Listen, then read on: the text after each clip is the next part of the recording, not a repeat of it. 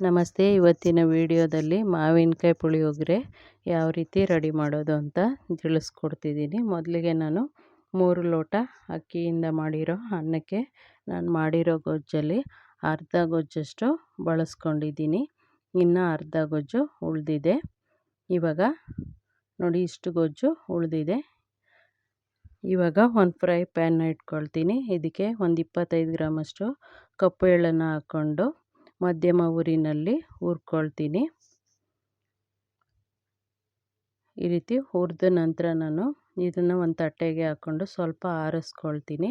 ಹಾಗೆಯೇ ಅದೇ ಫ್ರೈ ಪ್ಯಾನ್ಗೆ ಅರ್ಧ ಹೋಳಷ್ಟು ಒಣ ಕೊಬ್ಬರಿನ ತೊಗೊಂಡಿದ್ದೀನಿ. ಅದನ್ನು ತುರ್ಕೊಂಡು ಇದನ್ನು ಸ್ವಲ್ಪ ಫ್ರೈ ಮಾಡ್ಕೊಳ್ತೀನಿ. ಹಸಿ ಸುವಾಸನೆ ಹೋಗೋವರೆಗೂ ಹುರಿದು ಇದನ್ನು ಒಂದು ತಟ್ಟೆಗೆ ಹಾಕಿ ಕಪ್ಪೆಳ್ಳು ಮತ್ತು ಹಸಿ ಒಣ ಕೊಬ್ಬರಿನ ಎರಡನ್ನೂ ಮಿಕ್ಸಿನಲ್ಲಿ ಒಂದೆರಡು ರೌಂಡ್ ಮಾತ್ರ ರುಬ್ಕೊಳ್ತೀನಿ.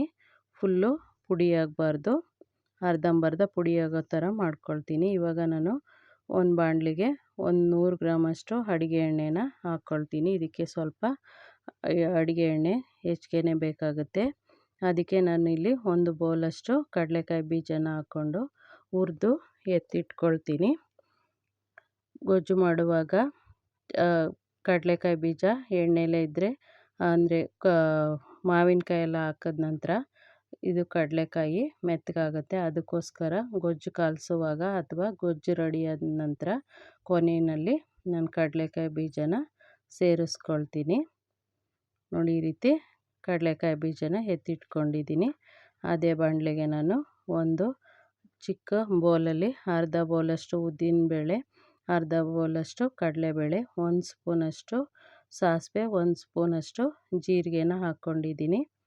ಆನಂತರ ನಾನು ಇಲ್ಲಿ ಒಂದು 6-7 ಬ್ಯಾಡಗಿ ಮೆಣಸಿನ್ಕಾಯಿ, ಒಂದು 6 ಗುಂಟೂರು ಒಣಮೆಣಸಿನ್ಕಾಯಿ, ಹಾಗೆ ಒಂದು 5-6 ಕಡ್ಡಿ ಕರಿಬೇವಿನ ಎಲೆನ ಹಾಕ್ಕೊಂಡಿದ್ದೀನಿ.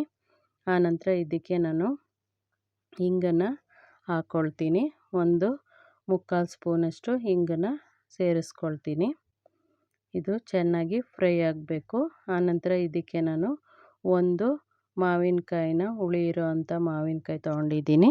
ಅದನ್ನು ತುರಿದಿಟ್ಕೊಂಡಿದ್ದೀನಿ. ಇವಾಗ ಹಿಂಗೆ ಸೇರಿಸ್ದೆ ನೋಡಿ.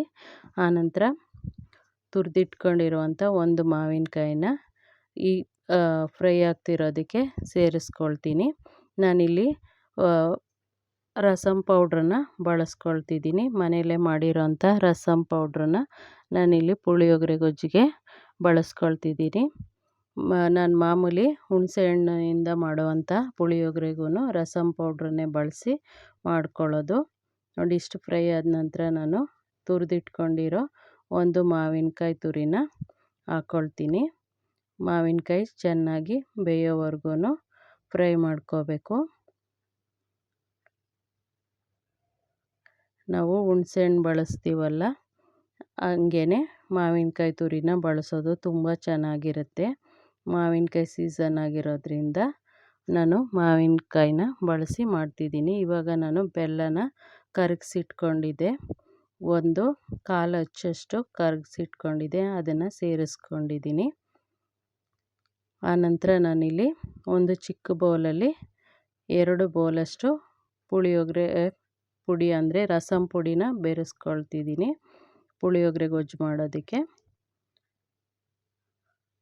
ಆನಂತರ ಇದಕ್ಕೆ ರುಚಿಗೆ ಎಷ್ಟು ಉಪ್ಪು ಬೇಕೋ ಪುಡಿ ಉಪ್ಪನ್ನ ಸೇರಿಸ್ಕೊಳ್ತಿದ್ದೀನಿ. ಇವಾಗ ಕಲ್ಲುಪ್ಪು ಹಾಕಿದ್ರೆ ಕರಗೋದಿಲ್ಲ, ಅದಕ್ಕೋಸ್ಕರ. ಅದು ಚೆನ್ನಾಗಿ ಬೆಂದ ನಂತರ ನಾನು ಪುಡಿ ಮಾಡಿಟ್ಕೊಂಡಿರೋಂತಹ ಕಪ್ಪೆಳ್ಳು ಹಾಗೆ ಕೊಬ್ಬರಿ, ಒಣ ಕೊಬ್ಬರಿ ತುರಿನೂ ಸೇರಿಸ್ಕೊಳ್ತೀನಿ.